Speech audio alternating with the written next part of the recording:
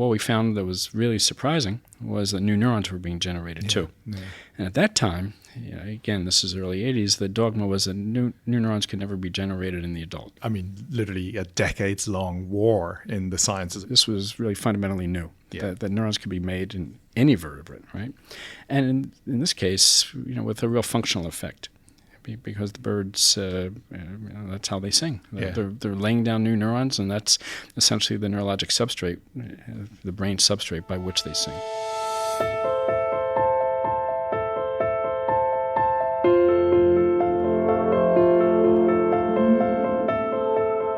I'm John Fox, Director of the Del Monte Institute for Neurosciences here at the University of Rochester, and I'd like to welcome you to another episode of Neuroscience Perspectives.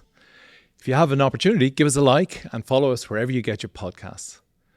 I'm absolutely thrilled to be joined today by a researcher whose work has transformed our understanding of the different populations of cells found in the brain, how they interact and support each other, the underlying mechanisms of many neurological disorders, and the potential of gene and cell therapies to treat these diseases. Physician scientist Dr. Steve Goldman, who's co-director of the University of Rochester's Center for Translational Neuromedicine, is also a University of Rochester Medical Center Distinguished Professor in Neurosciences. His early research was inspired by nature, learning how songbirds create new neurons when learning new songs, and then translating that into human health, which may in fact help repair damaged neural networks in diseases like Huntington's disease. He is the recipient of many awards, including the Novo Nordisk Foundation Laureate Award and the Jacob Javits Neuroscience Investigator Award from the National Institute of Health.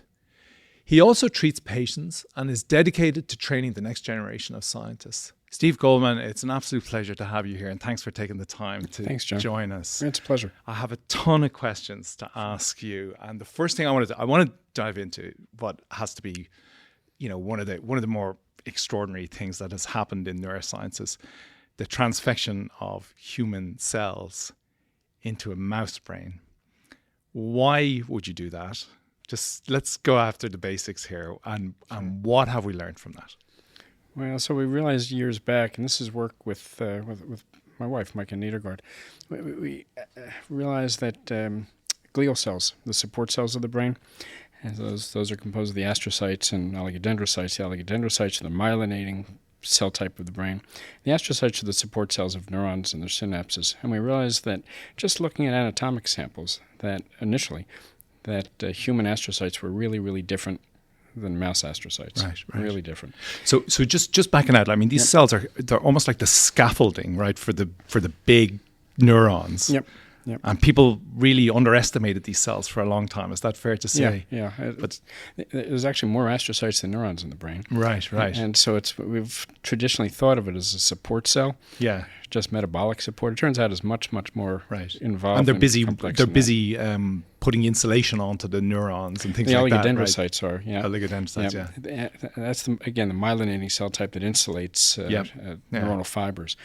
But the astrocyte is extraordinarily complex in humans, and it turns out that it subserves a lot more functions than we'd previously realized. Yeah. So the word glia basically means glue, and it was originally conceived of as the glue of the brain, just because nobody really knew what they did, except that they seemed to support the, as you say, the infrastructure of the neurons.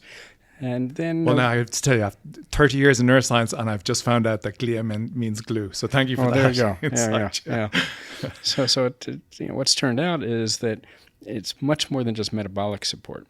So these cells, astrocytes have lots of fibers. It's a very fibrous cell type, and every one of those fibers is either connected to a blood vessel, or, in the majority, to individual synapses. So individual synapses throughout the brain, connections from neuron to neuron, every one of them is basically encompassed by an astrocytic fiber. And those astrocytic fibers sequester the contents of each synapse. And they control the levels of neurotransmitters going from neuron to neuron, and they control the levels of different ions that affect the excitability of neurons. Right. And so it turns out that human astrocytes are much larger than those of mice, and they're much more complex. a given mouse astrocyte might essentially control a couple of thousand synapses. A human astrocyte in the cortex can control 100,000 plus. 100,000 plus. Yeah. So we realized that at a certain point, well, gee whiz, if the human astrocytes are that much more involved and are so different from mouse, what if we replace the mouse astrocytes with human astrocytes in the mouse brain? Yeah. And basically see what that does to neuronal function.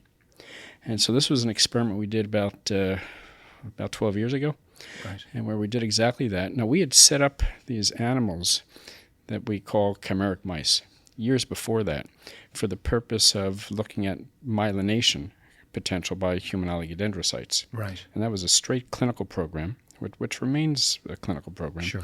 for seeing how to put new myelin into brains of patients that have lost myelin, the white matter of the brain, in the setting of multiple sclerosis or white matter strokes. And at the same time, we established basically the system and the methods for making human cells. So let me jump in. Though. So the idea is that you're going to take human oligodendrocytes, glia, transfect them into a mouse to understand the mechanism by which these support cells are really helping to repair damage in the brain. Yeah, that's right. And to use the cells as a vehicle for repairing damage, Yeah. right, and to take that to the clinic. Of course, so that was where this work started. Now, what I know viewers are going to be wondering is how does a human cell go into this very different animal system? Do you have to do some special programming to allow that cell to survive in there, or do they just proliferate? No, they do great. So these are done in immune deficient environments, in mice that have been engineered to be immune deficient. And so we transplant these astrocyte biased, we call it, cells into the brains of these baby mice, and they again take over. And then what we found was that they act like human astrocytes in terms of being much larger and controlling many more synapses. Right.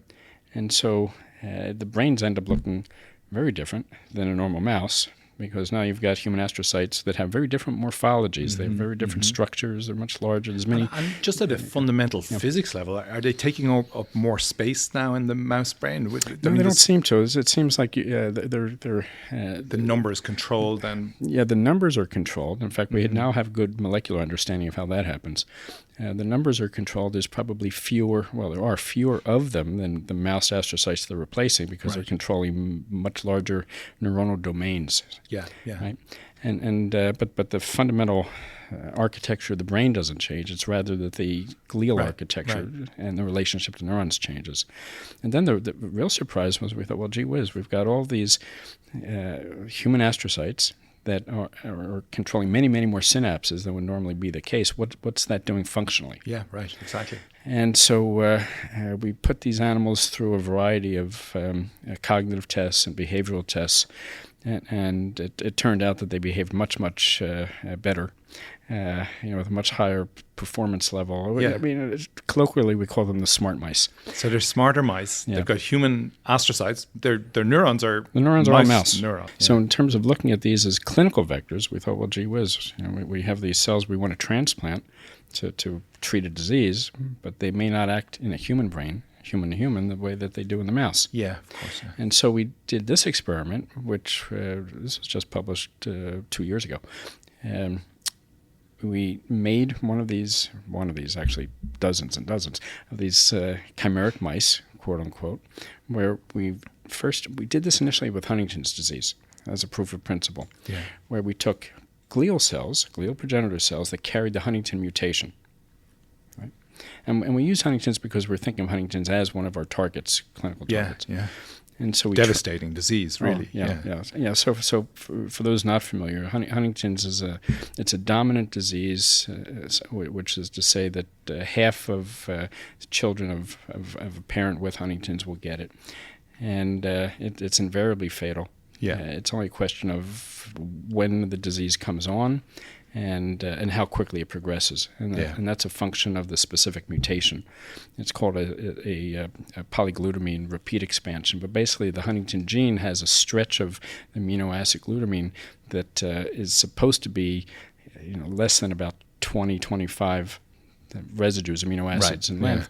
And sometimes it just, and by a process that we're finally starting to understand, starts to increase in size over time and from generation to generation. And when it gets long enough, it really perturbs the normal cellular machinery, and basically the cells die.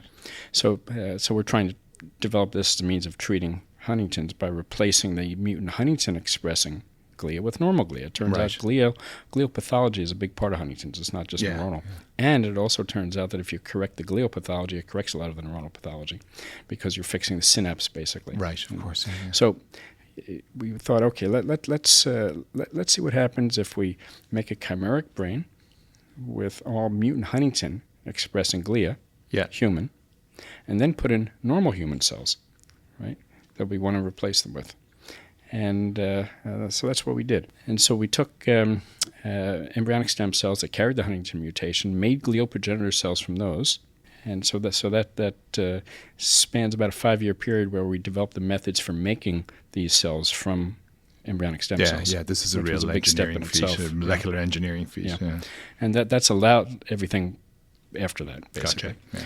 And so we made these mice where all the glia, the human cells outcompeted the mouse, and now we have all the glial cells express the mutant Huntington. Right. And we let them grow up. And when they were almost a year old, we transplanted in normal glial progenitor cells. The healthy cells won over the diseased. Yeah, exactly. Right? Yeah. Amazing. Yeah. And so that basically provides the proof of principle that human cells will outcompete human. Right. In this case, they're doing it in the mouse, but the mouse is just the environment in which we're testing this. And in the setting of that work, this is an aside, but an interesting one that opens this up to a lot of disease targets. We thought, well, is this something that's specific for Huntington's? Is it specific for healthy cells outcompeting diseased? Or is there something more to it? And thinking that through, we realized that the cells that were in these mouse brains at a year were, by definition, older than the cells that we were transplanting in. Oh, wow. Oh, yeah, of course, yeah. So we thought, well, gee whiz, what if it's the young cells outcompeting the older cells? Right. Because they're still progenitor-like cells, and they're still regenerating. Yeah, sure. Yeah. They're still dividing. So we did this experiment, which was to take one line of normal human glial progenitor, or of embryonic stem cells, make glial progenitor cells from them. But we tagged the cells first genetically using CRISPR, a method for editing specific genes into the target cells. And one line was green and one line was red. Okay? And we made glial progenitor cells from both. But it's the same line. Yeah. Okay? Yeah. It's just two sublines that have different colors on them, but it's the same cell. Right. And then we took one of them and transplanted into baby mice to make chimeras. And the other one we just froze. Right. Okay? And we waited about 9 months or so. And then we thawed out the cells that had been frozen, because they'd been sitting in suspended animation, basically. Once they were thawed out and growing again as glial progenitors, but now quite young, we transplanted them into the chimeric brains, into the brains that already had their siblings. It's hard to even say siblings. Yeah, they're right. So technically, these are isogenic. Yeah. Meaning it's the same cells, it's just one is younger than the other. Yeah. And the young cells outcompeted the older ones and kicked them out. Right? Look at that, yeah. Amazing, yeah. And so it was kind of, it was fascinating to see. But it wasn't just that the younger cells were dividing more. They were. But in that process, if that was all that was happening, you'd expect some sort of admixture. But they're actually killing the older cells. Right. And they were developing these waves in the brain. And as those waves moved at the borders, they would just kill the older cells and just march along. Yeah, your time is done. The youth movement's on the march. Yeah, exactly. I love it. It was like, seeing the 60s. And, well, if ever there was a case well made for, because it can be difficult, you talk to the lay public and you say, you're working on what? Mice? Lab mice? Like what? How is that relevant to anything? Why are my tax dollars being spent on this? And if ever there was a case to be made for exactly why this is relevant to human disease and that you just made it in spades, Sure. But there's another animal model that you have a passion for that might take a little bit more explaining than the mouse, and that's the songbird, right? Canaries. Canaries. So you're working in canaries. Yep. Tell us about your passion for canaries and where that came from. And again, tell the folks out there why that's actually really, really important and that they should care about it. Yeah, that's turned out to be in some ways the most direct story, if you will, ironically, in terms of potential clinical translation. Yeah. Yeah, so I started working on the neurology of birdsong as a graduate student. That was my PhD thesis at Rockefeller 40 years ago. Yeah. And I was just interested in neurology of birdsong, period. I just thought it was an interesting thing just to for the pick up. curiosity of it. Yeah. Like basic science, no very, very basic no science. necessary clinical translational part to it or anything. No. I mean, at that point, I was in the MD PhD program at Rockefeller and Cornell, and I just assumed I was going to take this couple-year little way station and do a kind of interesting PhD, and then go back to, to being a straight clinician. Yeah, you're a scientist, but you're a doc as well. Like you're a doc at the clinical coalface as well, and that Sure. that I think it would become clear to folks why you think the way you do because of those two hats or two skill sets that you have in your toolbox. What I found as a graduate student, this was a fellow named Fernando Notebaum at Rockefeller, was that it was known that male birds sing and females don't among the true songbirds, Mm-hmm. and that one category, the Oscine songbirds, learn a new song every year, and then they forget at the end of the year. And the part of the brain that they sing with is larger in males than females. And so that was all known when I started my PhD. And then I was interested in what's the cellular basis for that. And the tools back then were much more basic. I mean, this was in the early 80s. But we used a technique called thymidine autoradiography, which is now obsolete, but then was state of the art 40 years ago. Yeah, and found that new cells were being generated in the bird brain in the female bird, because it was known that testosterone given to females would make them sing, and the part of the brain would increase in size. Right? Interesting. Yeah. And we found that new cells were generated.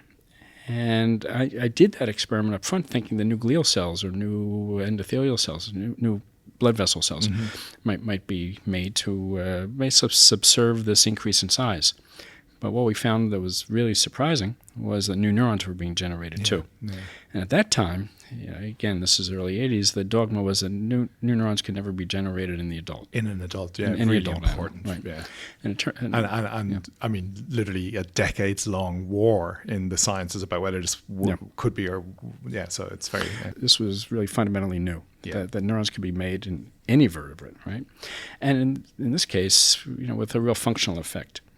Because the birds, that's how they sing. Yeah. They're laying down new neurons, and that's essentially the neurologic substrate, the brain substrate by which they sing and learn a new song.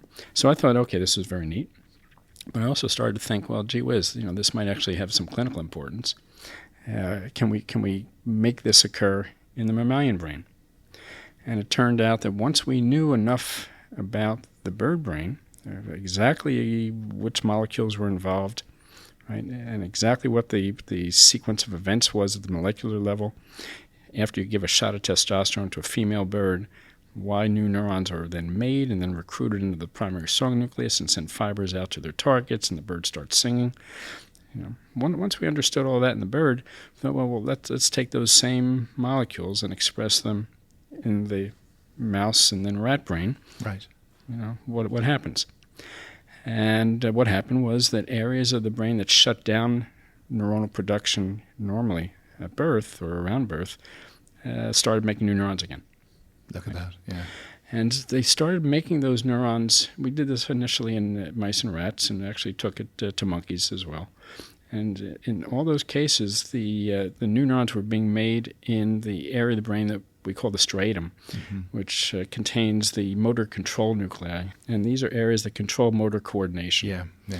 And these are the areas of the brain that are affected in Parkinson's disease and Huntington's disease. And the neuronal cell type specifically that is made in all the mammals that we've looked at after we turn on this process is what's called the medium spiny neuron, which is the major neuron of the basal ganglia. Right. And that's the cell type that is lost in Huntington's disease. In Huntington's, it's the most vulnerable cell type for reasons we're only now starting to understand, and it dies off. Right. And so Huntington's affects the brain entirely, but first and foremost, it hits that part of the brain, the striatum, and it kills off that medium spiny neuronal population. It's also the cell type that is the target of the cells that are lost in Parkinson's disease. So it's right at the nexus of these two major neurodegenerative diseases. So we thought, well, gee whiz, if here we're generating these cells in the medium spiny neurons, what happens if we do that in a Huntington's model, right? And so then we got a hold of mice that express the Huntington mutation, not the humanized or the chimeric mice, but just transgenic mice. Mutant mouse. Exactly. And then used different viral vectors to express the specific proteins. Yeah. One's called noggin, which keeps the cell's progenitors as opposed to becoming glia. Another's called BDNF, brain-derived neurotrophic factor, which forces them to become neurons. You've used the bird brain to figure out the switches, the molecular switches that need to be flipped on the panel. And now you translate that all the way up these species with an eye to curing a human disease. I mean, it's an absolute epic journey, really. Yeah. And again, you have just beautiful example of how simple discovery science in an animal system can get you all the way to relieving human suffering, at the most fundamental level. It's beautiful. You turn on these mechanisms in this female bird that's never sung, and essentially is not built to sing if it lives its life normally. And architecture develops and singing results. Yeah. So it gets at there's something quite fundamental about that, is there? I mean, is that something that you guys have talked and thought about a lot? Of course. That the architecture predisposes the function? Well, it's the molecular architecture is all there in both male and female. Right. And it's just one trigger is missing in the female. That's just testosterone. Just androgen receptor. But this circuitry is growing up in an adult female bird. Yep. And then they learn to sing. Yes. All those months past. But a male bird, after the season, they lose their new neurons. Right, so it happens every year. And then they're no different than a female in terms of the underlying architecture. How interesting. So in each case, the new neurons are generated in response to testosterone, naturally in the male, artificially in the female.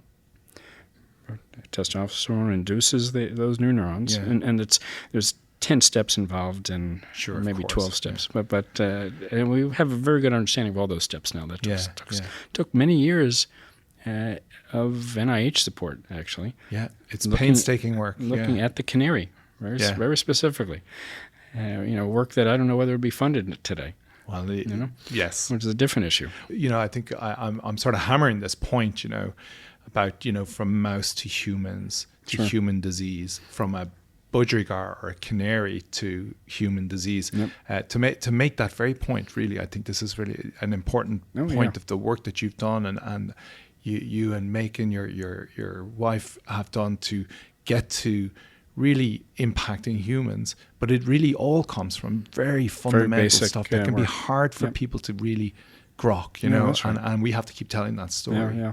I mean, the Huntington's work has progressed to the point where, when we overexpress those genes, right, and made those proteins in the Huntington's model, the animals live longer. Their Huntington's phenotype doesn't resolve completely, but it is improved really substantially. Yeah.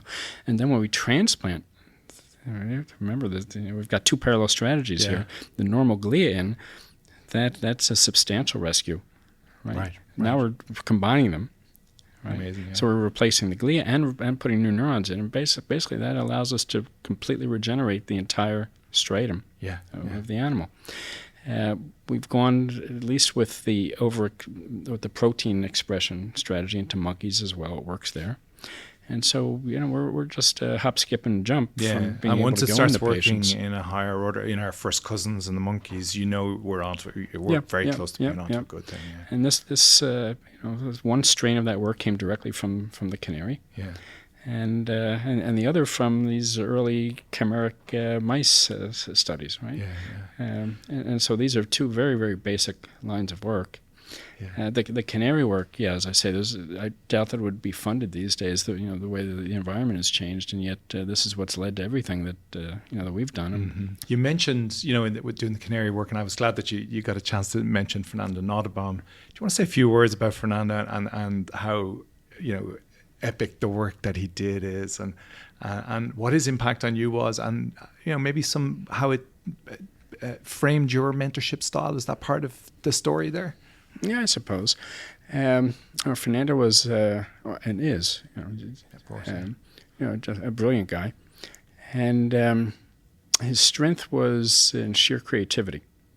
Right, he really was not bound at all by dogma, right? By current thought at the time in any way, shape, or form. A real free thinker. Yeah. And that was his major strength, and something that I realized and picked up on is this is how you do really good science. Yeah. But by not being bound at all by what's thought to be possible. Yeah. Right. And that's a great message. Yeah. And he was good about keeping up with with the students in terms of exactly where things were with the project, but it was always from that perspective of really trying to push the limits, not being bound or restricted by. So creativity, number one. Yeah, first and foremost. Yeah. And do you think you've brought that? That's something that you've brought. Yeah. Okay. Fair enough. No, it's not for me to judge, but I hope fair. so. That's fair. So let's go back actually a little bit earlier. So PhD at Rockefeller. When did you catch the science bug? Were you one of those 6-year-olds or 8-year-olds who was looking through a microscope and catching butterflies, or is it that far back? Or for science, yeah, it is. Yeah, absolutely. I was the one setting up the chemistry set in the garage and trying to keep the house from getting blown up. Yeah. Did you grow up in New York? No, Philadelphia. Oh, Philadelphia. I knew that actually. Sorry. Yeah, West Philly. Yeah, and the academic background, were your parents academics? Or no? My parents, mother's side, got out before the war. Right. Polish, Ukrainian Jews who got out in time. Yeah. And they got out substantially before, but they knew what was coming. Sure. And my father's side from Latvia, a little bit earlier than that.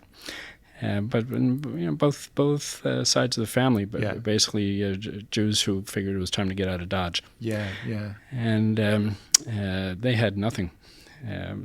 So my father he was in the Army for a long time. When he got out, the tail end of World War II, then through Korea, and he was basically career. Except I think at a certain point, especially after the Korean War, my mother said, "Time to get out of there." Stop. Yeah. And after that, he ran a car part shop. Very good. And I think the Army taught him basically how to shoot and how to fix cars, and he taught me both. Gotcha. Okay. But there was no academic background. The Jewish communities post-war, northeast coast, very concentrated on getting, having their kids get into the academy and of course. Work doctors, lawyers. When I was young. And my mother, high school grad, that's it. Yeah. Both of them just got out of high school. But my mother, we would drive to, through Center City, Philadelphia, for whatever reason. We go through the Penn campus. And my mother said, "This is a good place. You got to go here one day." And I didn't know what Penn was. Right. Not aim too high or anything. But then, years passed and I ended up going to Penn for undergrad. Yeah. Very good. Yeah. Very good. And I was very fortunate there. Philadelphia had a program, still does, where they would pick a couple students every year and send you to Penn for free. Fantastic. And so that, otherwise we couldn't have afforded it. Yeah. Cool. Talk to me a bit about, oftentimes, so we train a lot of MD PhDs here at the University of Rochester, and we think of it as a very important nexus, science and an actual real appreciation for what it means to be in the clinic, working with patients on a daily basis. And yet, I see over the years a lot of folks really struggling with that. They can't figure out which side of the equation they want to be on, and that. But you've found a balance, haven't you? I mean, it seems to me, at least, in observing you. Talk about that balance and whether you think that's a really key component of what it is you do. Yeah, it's always been a key component of what I've done. Yeah. But it's, the environment's changed over the years. And so the kind of career that I've had, I think was possible for people of my generation. It's less so now. Right. So why is that? What's driving that? The systems have become much more inflexible, right. But both on the research side and on the clinical side. I mean, I can go into detail in both, but that's kind of the bottom line. That there's less flexibility in the systems. When I trained during my clinical years, I had to go back to Rockefeller, and we had basic kind of basic science courses over and above whatever we were doing in medical school. Yeah. And then we're expected to be working in the lab the whole time, right? Even if it was a couple hours a week, nonetheless you were in the lab at the same time we were in medical school. And then the flip side of that, which in some ways was more impactful, was when we were in the clinical years. At the same time that we were picking up more research training, when we were on the research side, we were still expected to go into the clinic once or twice a week, and see outpatients or go on a hospital rotation, as the case may be. But and of course we didn't know anything, right? And so it was almost silly in retrospect to have a first year PhD student who, after 2 years of basic medical school, now coursework, now walking around seeing patients, but because we didn't know anything. But what it did, though, it didn't know anything in terms of taking care of patients. Right? But what it did, it developed a flexibility in terms of mind, of thinking, that you could go from the clinic back to the research lab, back to the clinic on the same day. Right? And develop that flexibility of just flipping gears. Right, they weren't dichotomous in the way that they. And you're quite right. I see that today. They're They're literally two different animals for these youngsters. Yeah, and the same thing. During residency, I was fortunate. I stayed at. So I was at Cornell for medical school, and then stayed there for internship in medicine and neurology residency, and then some neuro-oncology at. Which was contemporaneous with my residency at Memorial Sloan Kettering. During all that time, I still was running back and forth to the lab, and I had a neurology chair then. Fred Plum was his name, who actually let me set up a little lab, right, as a resident. And I would just, from the clinical floor, go back to the lab every day, and vice versa. Speaking about flexibility, I mean, that would be hard to pull that off today, I suppose. Yeah, well, that's the thing. So then the systems didn't have as many rules around them, and you could do that. Right. But now on the clinical side, it's I could just go on and on about that. It's overbearing how many specific requirements both in medical schools they have to take, and on the residency side the same thing. Mandatory rotations and whatnot. If the country wants physician scientists, then you have to put flexibility back in the system, because otherwise, it's going to be a dying breed. Yeah. There's one other question I really wanted to ask you. It's quite, in some ways, a little bit unique to you in terms of guests here. The other thing that you've done is you've established businesses, very successful businesses, and I think what you've been able to do is take the work in the lab that most of us have are trained as scientists or docs, but you're also operating in this business world very, very effectively and translating that. A few words of advice to the scientists out there, like myself, who just find that a very difficult, daunting jump. What are the keys to that? How did it work? I'm not sure I know what the keys are. Okay. I was fortunate along the way. I was hoping. I don't know if there's any general rules around this kind of thing, but I realized that for what we were trying to do, and initially this is all around the cell transplant program. Right. For what we were trying to do in terms of developing transplantable progenitor cells for transplant into people for purposes of CNS regeneration. Yeah. That's not the kind of thing we could get NIH support for. Not at the level that was really needed. Because of how expensive it it's will be just to do expensive. that. It doesn't sort of literally live within the kind of constraints of the grants that are available through NIH. Yeah. Not for cell therapy. I mean, NIH will fund all sorts of clinical trials, but generally they will fund the trials. But when you're talking about cost of goods for actually making cells or viruses, the case may be, that's not the kind of thing that NIH traditionally has picked up. Right. And so, I was hardly unique in that regard. Had to look at going to industry to be able to foot the bill for what we were doing. And initially, so I have an appointment also at the University of Copenhagen in Denmark. Yeah. And initially set up shop with Novo Nordisk. They had sponsored some of, or setting up this parallel lab in Denmark. Gotcha, yeah. And so then their venture capital arm approached me and said, well... So they came to you. You didn't go knocking on the door saying, I have this cool technology. Are you guys interested? Yeah, so it's interesting. So they came to me. Yeah. But it was in part because in the U.S. before that, I had gotten one of the New York State's grants that were available at the time that were meant to be able to take stem cell technologies to the clinic. Yeah. And it was one of the rare grants that actually would fund, if you will, cost of goods, but for actually making cells, et cetera. Yeah. And of course, California has its own program, which has been a very successful one. Otherwise, very few states have had. New York had one and dropped it some years back. But we were one of the initial award recipients there, and we were able to at least get the process going. Yeah. And in that context, I had developed a patent portfolio around the different techniques.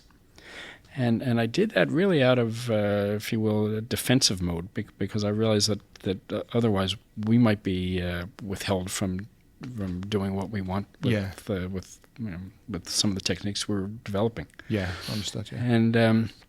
And when we set up the lab in Denmark, Novo actually investigated, I guess it's award recipients, and said, well, have you got all these patents? And so that they had their venture capital arm come to me and say, don't you want to set something up? And so it was instructive, because they then put together a small syndicate in Europe.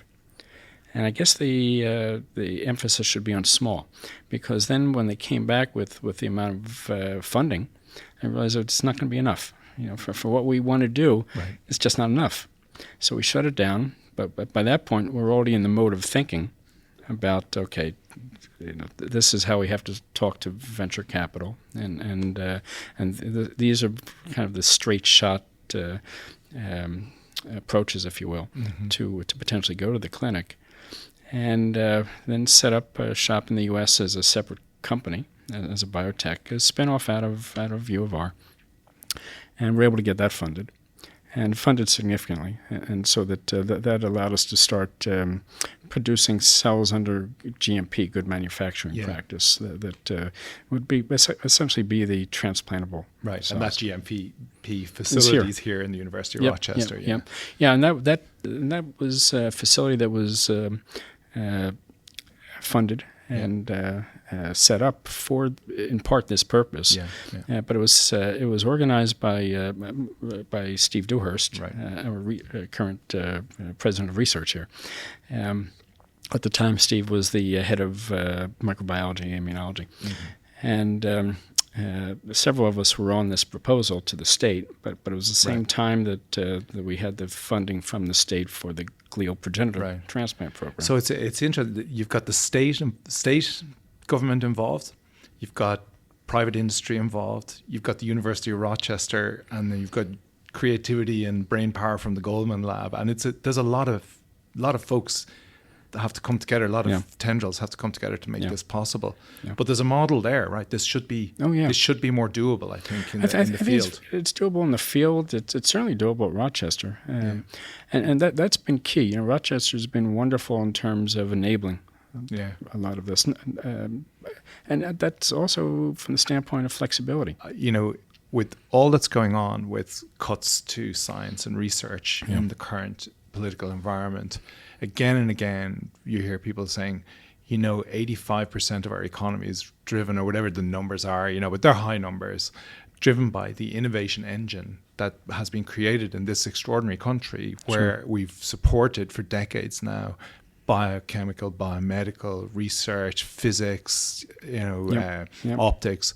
And, to back away from that is to back away from the very thing that made this place the mecca for science. Yeah, it's horrifying. Are you hopeful? Or I know you're worried. I think we're all worried. But do you remain hopeful? Do you remain optimistic about the science enterprise? Oh, yeah. Yeah? Yeah.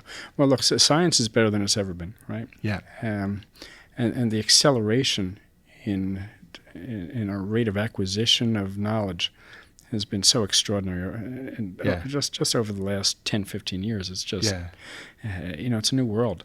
It is. I think that's unstoppable. The kinds of impediments we're seeing to the enterprise at this point are real. Yeah. Right. The academic missions are being undercut. Biotech is suffering terribly at this point. Right. Because biotech depends upon basic academia. Right. What comes out of it, and pharma depends upon what comes out of biotech. So right now, that entire ecosystem is being hit terribly. Yeah. Yeah. But it'll be transient because ultimately the science progresses. Regardless. Unfortunately, now it seems like it's progressing more in China and elsewhere than in the U.S. Well, and maybe they pick up the train for the time being, at least. Yeah. Europe is as well. Yeah. It's again, we have a footprint in Europe as well, and it's been remarkable how quickly we've been awarded new funding, and they've snapped in to take up the space. And why wouldn't they? Right? I mean, we're giving. And again, that's the corrective, right? That's the important message to our public, is that if we step back for too long, we will lose. Oh, no. And we'll lose our preeminence. It's already starting to happen, unfortunately. And the loss of preeminence is not to Europe at this point. In Europe, of course, it's all collaborative on some level. Yeah. But with China, it's not as collaborative. Mm-hmm.